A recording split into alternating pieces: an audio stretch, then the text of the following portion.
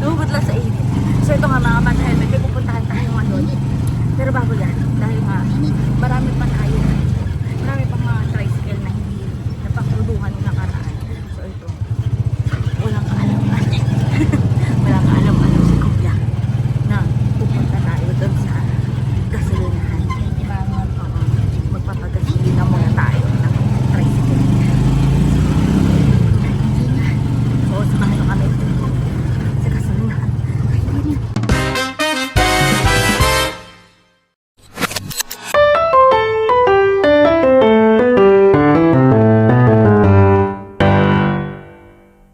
Hindi kasi siya nakasama last time. Di ba kuya? Ikaw si Kuya David, tama. Mag-ingat. O, ayan ha. O, ayan. Daw kami sa Flying B. Medyo bumaba yata ngayon. 86 ba? Unleaded ka ba kuya? Unleaded. Ayun, nagpitutan na. So, ayan, mga bata helmet. Kasi nga sabi ko sa inyo, marami pa sila. So, dahil nga mahirap nga silang, ano yun, mag-gather kasi nga nagbabiyahe. So, kung sila matatapatan kung masasakyan, so sila yung isasama natin. Ano? Inasabi mo? Ayan, paano ba tayo? Sobrang proud ako na ako Taganaga.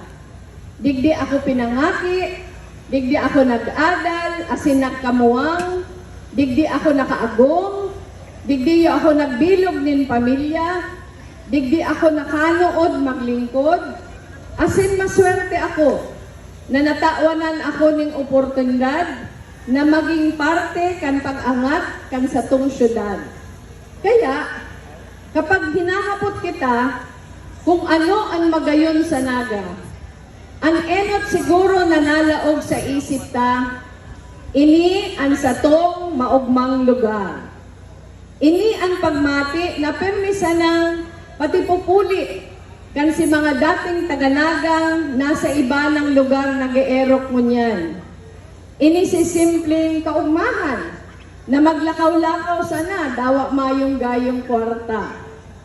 Iniyo si strong sense of community na kung saan nagsasarigan ang mga kataid, nagaruman lang magkakapamilya. It is the kind of place that gets inside you. It finds you in the middle of a quiet morning, in the glow of the candle at the basilica, in the laughter of strangers who become friends over a bowl of kinalas. It finds you on a trail up Mount Isarog, where the city falls away, and all that's left is the sound of your own breathing and the green, patient world around you. It finds you in the pride of knowing that the city you love has always stood for something.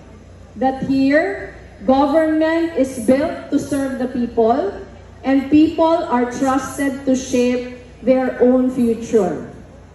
Naga is the heart. So, sabihon ta po sa mga bisita ta, come, live within its beat, hihintayin namin kayo.